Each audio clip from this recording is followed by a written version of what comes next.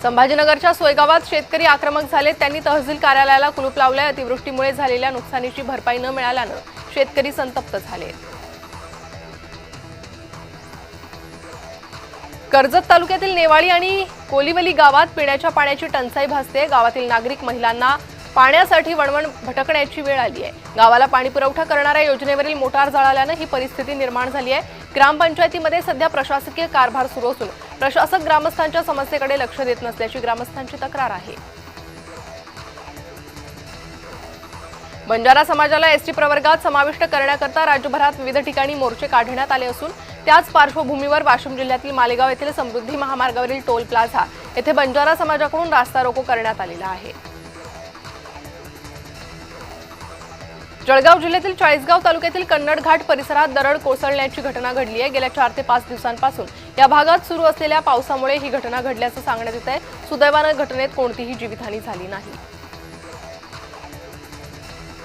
अरबी समुद्रातील वादळ सदृश्य परिस्थितीमुळे गेल्या 8 दिवसांपासून कोकण किनारपट्टीवरील मासेमारी व्यवसाय पूर्ण ठप्प झालाय। माशांचे दर गगनाला भिडले, त्यामुळे खवय्यांचं तोंड कडू झालंय। शेतकऱ्यांच्या संपूर्ण कर्जमाफीसाठी सुरू असलेल्या बच्चू कडू यांच्या महाएल्गार आंदोलनाचं बुलढाण्यात पडसाद पाहायला मिळालेत। मोताळा बुलढाणा मार्गावर शेतकऱ्यांनी रस्ता रोको केलाय, तर आंदोलनाला गावखेड्यातूनही पाठिंबा मिळत असल्यानं आंदोलनाची तीव्रता वाढते। पालघर जिल्ह्यातील डहाणू तालुक्यातील रायतडी वरठापाडा येथील 70 वर्षीय गंग्या लाडक्या वरठा या वृद्ध महिलेला उपचारासाठी चिखलातून मार्ग काढत झोळींमधून टाकून रस्त्यापर्यंत नेण्याची वेळ ग्रामस्थ आणि त्यांच्या कुटुंबियांवर आली। या विरोधात रोष व्यक्त करत ग्रामस्थांनी रस्ता करून देण्याची मागणी केली आहे। कार्तिकी एकादशी निमित्त विठुरायाच्या दर्शनासाठी भाविकांची पावलं पंढरपूरच्या दिशेने वळाली आहेत। देवरुख येथून वारकऱ्यांसाठी एसटीच्या 12 गाड्या पंढरपूरसाठी रवाना झाल्यात। शेकडो वारकऱ्यांना घेऊन विठुरायाच्या दर्शनासाठी एसटीच्या गाड्या पंढरपूरकडे निघाल्या। निफाड तालुक्यात गोळेगाव आणि दहेगाव या 2 गावांना जोडणाऱ्या मुख्य रस्त्यावरील पूल परतीच्या पावसाने पाण्याखाली गेला, त्यामुळे शेतकरी, शालेय विद्यार्थी आणि दूध उत्पादक नागरिकांना जीव धोक्यात घालून प्रवास करावा लागतो। माणगाव पुणे महामार्गावर ताम्हिणी घाटात झालेल्या अपघातात एका महिलेचा जागीच मृत्यू झालाय। स्नेहल गुजराती असं या महिलेचं नाव आहे। सुदैवानं कारमधील इतर प्रवासी सुखरूप असून त्यांना कुठलीही दुखापत झाली नाही। आगामी पालिकेच्या सार्वत्रिक निवडणुकांच्या पार्श्वभूमीवर रत्नागिरी शहराचे प्रारूप मतदार यादी प्रसिद्ध करण्यात आली आहे। यामध्ये सुमारे 74,000 मतदार आहेत। त्यापैकी 7,500 मतदारांवर हरकती दाखल करण्यात आल्या आहेत। 350 मतदारांवर सुनावणी झाली।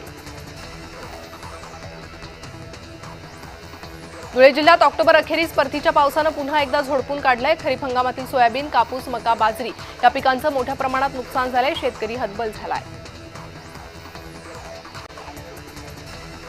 हिंगोलीत मूलभूत सुविधा मिळत नसल्यानं नागरिक हैराण झाले। रस्त्याच्या अपुऱ्या कामामुळे वस्तीत घाण पाणी शिरतंय, त्यामुळे लहान मुलं आणि वयोवृद्धांच्या आरोग्यावरही परिणाम होतोय। पाऊस पडल्यानं शेतीतील उभ्या भात पिकाचं मोठ्या प्रमाणात नुकसान झालंय। शेतात कापणी केलेलं पीक भिजून सदरचे हाती आलेले पीक वाया गेलेलं आहे, त्यामुळे ओला दुष्काळ जाहीर करावा अशी मागणी शेतकऱ्यांनी केली आहे। गोंदिया जिल्ह्यात मुसळधार पावसानं हजेरी लावली। एका बाजूला हवालदिल झालेला शेतकरी पुन्हा आर्थिक अडचणीत सापडलेला आहे। शेतकऱ्यांनी कापून ठेवलेलं धान खराब होऊन अंकुरित होत असल्यामुळे शेतकऱ्यांच्या चिंतेत वाढ झाली आहे। त्यामुळे खराब झालेल्या धान्याचे पंचनामे करून शासनानं लवकरात लवकर नुकसान भरपाई द्यावी अशी मागणी शेतकरी करतायत। सांगलीतील कृष्णा नदीमध्ये मगर आढळून आली आहे। मगर कॅमेऱ्यात कैद झाली आहे। सांगलीत कृष्णा नदी काठावर असणाऱ्या अनेक ठिकाणी शेतात मगरींना आपले वास्तव्य निर्माण केले, त्यामुळे आता शेतकऱ्यांमध्येही भीतीचं वातावरण आहे। पुणे अहिल्यानगर महामार्गावरील कोरेगाव भीमा येथे खासगी बसनं अचानक पेट घेतलाय। या घटनेत संपूर्ण बस जळून खाक झाली आहे। सुदैवानं यामध्ये कोणतीही जीवितहानी झालेली नाही आहे। आगीचं कारण अद्याप अस्पष्ट आहे। भंडारा जिल्हा परिषदेत आरोग्य सहाय्यक कर्मचाऱ्यांनी दारू पिऊन धिंगाणा घातलाय। लेखा विभागातील अधिकाऱ्यांना शिवीगाळ केली आहे। लेखा विभागातील कर्मचारी पोलिसात तक्रार देण्यासाठी गेले असून संबंधित कर्मचाऱ्यांवर कारवाई व्हावी अशी मागणी करण्यात येते आहे।